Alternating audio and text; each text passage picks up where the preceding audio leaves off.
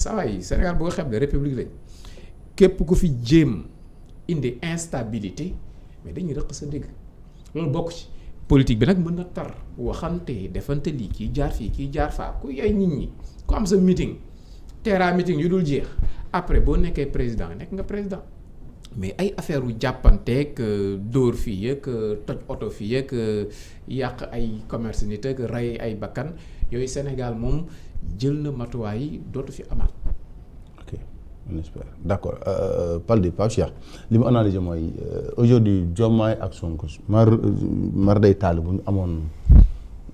séparation si moment bi c'est Ousmane Sonko le grand perdant alors maintenant foofu question bi mooy laaj mooy Pastef en étant dans l'opposition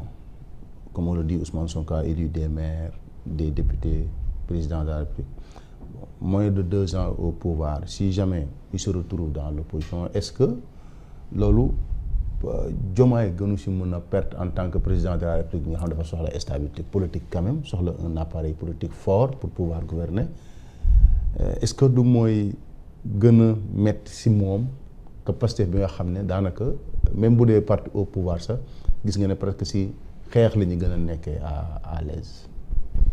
non xam nga tout dépend de ce qu'on attend de Diomaye ak du contexte dans lequel on doit le juger. Diomaye soo ko joxee réew mi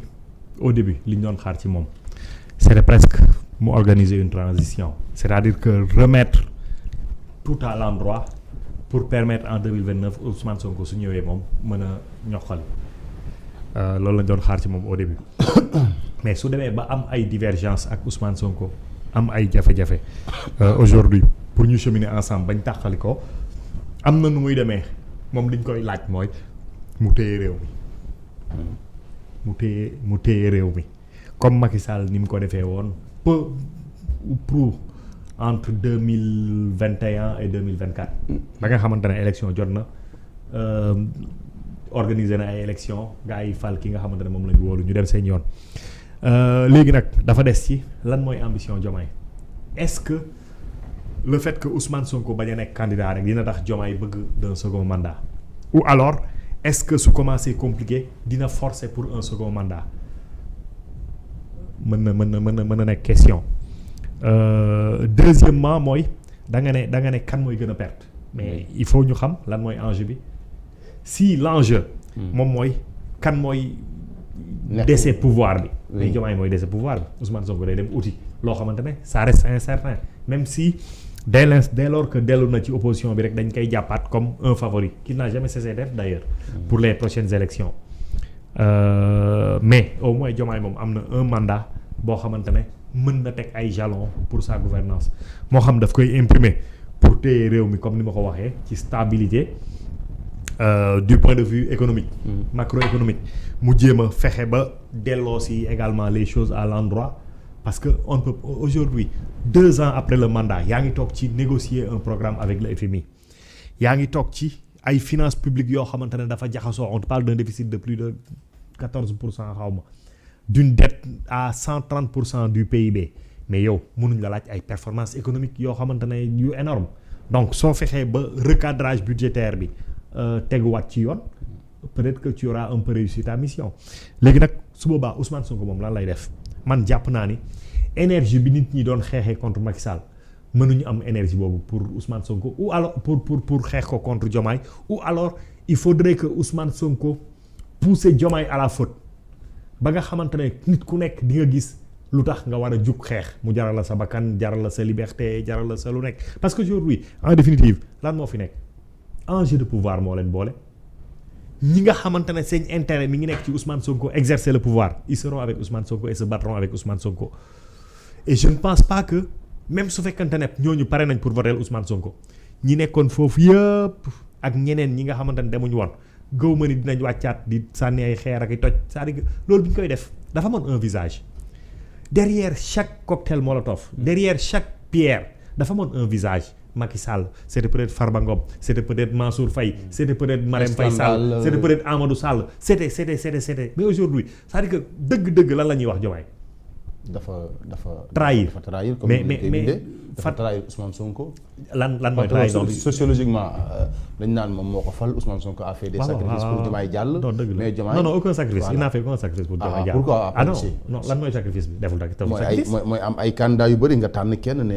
moom bu jàllee mooy nekk sama candidat. bon waaw mais loolu du sacrifice même su fekkente ni noonu la demee encore que je doute que noonu la demee mais loolu du sacrifice. tànn na Diomaye parce que il fallait que le parti et Ousmane Sonko su amuloon candidat du génn xamoo loolu Macky Sall du ko génne am candidat moo tax Macky Sall génne ko am candidat moo tax Macky Sall génne ko su amuloon candidat du génn donc effectivement tànn na Diomaye mais deful aucun sacrifice pour Diomaye moo def ay sacrifice pour Ousmane Sonko ba fekk ko kaso ñëpp xam nañ ni Diomaye dans cette lettre là ce poste là ni mu waxee du Diomaye mais il lui fallait montrer à Ousmane Sonko que pare su fu mu deewee mu dee fa loolu tax mu def ko dem kaso yàlla dogal mu nekkaat le candidat ba génn ba jël réew mi man dama ne gisuma en tout cas Diomaye su ko defee mooy c'est que Diomaye est très fin mais gisuma acte bu Diomaye posé boo xamante ne acte de défiance envers Ousmane Sonko la boo xamante ne acte la de trahison envers Ousmane Sonko. waaw maa la fii rek par exemple pourquoi depuis lors Diomaye n'a pas pris un décret pour renforcer les pouvoirs du premier ministre. non du ko renforcer. parce que moo ko diggee woon. non xam nga non mais le premier ministre xaw ma loolu xaw ma. mais da nga ne nit kat ñoom dañu am programme waxoon nañ ni Ousmane Sonko waxaat na ko démb. lépp loo xamante ne dafa jëm ci wàllu institution ak ci réforme yooyu noonu. 3 ans lañ joxante woon. donc Diomaye était dans les délais pour le faire benn. ñu ngi ci 2 ans. entre temps premier ministre bi nga war a renforcer mu lay mbëkk doo ko dolli béjjën wala doo ko yafal loolu moo xew. lan nga jàpp comme le premier fait bu boole Ousmane Sonko ak Diomaye ci luñ yëg luñ xam Samba Ndiaye ba tey Diomaye waxu ci defu ci fa la bàyyi premier ministre nga bañ a contresigner mu bàyyi la fa il n'a pas pris les conséquences de droit qu'imposait cette défiance là de son premier ministre mu bàyyi mu jàll 2 mois 3 mois après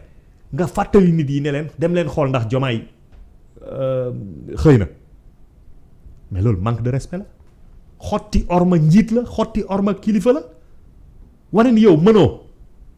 dañ la fi teg rek mais mënoo man li ma wax moom mooy am yéen militants yi xool leen ndax dem leen seen ndax Diomaye ndax Samba Ndiaye xëy na Samba Ndiaye xëyul boobu ba léegi loolu boobu ba léegi Diomaye mi ngi muñ ñëpp nee nañ su doon Ablaye Wade su doon Abdou Diouf su doon Macky Sall. et on prend en compte waaw kañ y a un contexte y a am na une particularité boo xamante ne Ousmane Sonko sans lui Diomaye rêvéwul sax xalaatu ko woon pour nekk président de la République. mais par contre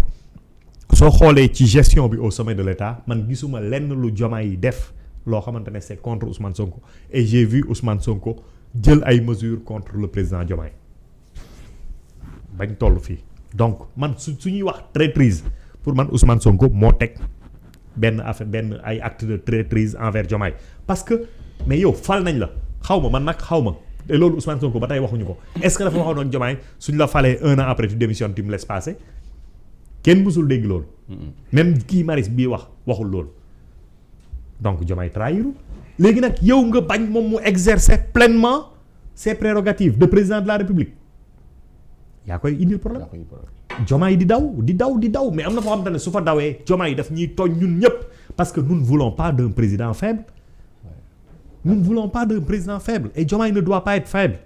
D'accord maintenant Pape Demba xanaa dañuy génn sûrement léegi ci sujet bi temps bi moom voilà ba bëggoon ñu jeexal tey 22h mooy aujourd'hui est-ce que au-delà de Ousmane Sonko